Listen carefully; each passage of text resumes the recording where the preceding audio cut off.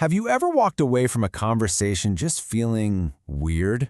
You feel confused, maybe a little guilty, and totally backed into a corner. Something feels really off, but you just can't put your finger on it. Well, what you might be experiencing is an incredibly powerful form of manipulation, one that absolutely thrives in that confusion. It's called emotional blackmail. And that feeling of being disoriented and lost, that's not an accident. It's actually a key part of the strategy, creating what the author Susan Forward famously calls the fog. Okay, so let's take a look at Kim's story here. She goes to her boss with a completely reasonable request, right? She needs help with her workload. But look how that conversation flips. She walks out of there not with help, but with a thinly veiled threat about her future at the company, feeling like she's a terrible employee just for asking. So what is actually going on here? Is this just a simple miscommunication, or is it something a lot more calculated? This is the big question that emotional blackmail forces you to ask, because this isn't just a simple disagreement, it's a power struggle, plain and simple. So, to really understand this power struggle, we first have to get super clear on what we're actually dealing with. Let's define it. At its core, emotional blackmail is a kind of transaction. Someone you know and care about threatens, either directly or indirectly, to punish you if you don't give them what they want. The whole point isn't to find a solution together. The point is for them to win, and for them to win at your expense. And the main way they do this, the way they keep you off balance and ready to give in, is by creating that thick, disorienting fog we were just talking about. Now, fog is actually an acronym for the three emotions that manipulators love to weaponize against us. First, they use your fear of their anger, fear of losing them. Then they pile on the obligation, making you feel like their happiness is somehow your job. And finally, they hit you with the guilt, making you feel selfish or just plain wrong for even thinking about saying no. What's really interesting is that emotional blackmailers don't all look the same. They actually wear different masks to create this fog. So let's take a look at the four main types you're likely to run into. First up, you've got the Punisher. This one's pretty straightforward and often really aggressive. Their message is crystal clear. If you don't do what I want, there will be consequences. That could be yelling, or it could be the dreaded silent treatment. Either way, you're gonna pay. Then there's the self-punisher. And wow, this one is heavy. They turn all those threats inward, making you responsible for their stability. They'll say things like, if you leave, I don't know what I'll do, or I'll just fall apart if that happens. It puts this huge, unfair burden of their well-being right on your shoulders.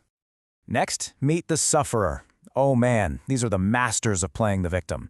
They might not make direct threats, but they are experts at implying that all of their unhappiness is your fault. They act helpless, and they leave you scrambling to figure out what they want, feeling guilty the whole time. And finally, we have the tantalizer. This is the person who holds out a prize. It could be love, promotion, affection, but they always keep it just out of your reach. They promise that if you just do this one more thing for them, you'll finally get what you want. But of course, the goalposts are always moving, and it keeps you stuck in this cycle of always trying and always giving in. Okay, so now that we can see the FOG, and we can identify the different faces behind it, how in the world do we find our way out? Well, it all starts with learning to spot the difference between a healthy disagreement and a manipulative power struggle. And the key difference, really, it all comes down to intent. In a healthy conflict, the goal is to solve the problem. Both people talk openly, they try to understand each other, they accept they're part of it, and they're looking for a fair solution. But in emotional blackmail, the goal is just to win. They use insults, they shift blame, and they use pressure, all to force you to do what they want. So, how do you actually respond in the moment? The key is to use some really simple, non-defensive phrases that can totally change the dynamic, like instantly. Now, this is absolutely crucial, so listen up. When you start defending yourself, you're playing their game. You're basically accepting their idea that you've done something wrong. The real goal is to refuse to play at all. You have to change the script entirely. Okay, here's your first tool. I can understand how you might see it that way. This phrase is a game changer.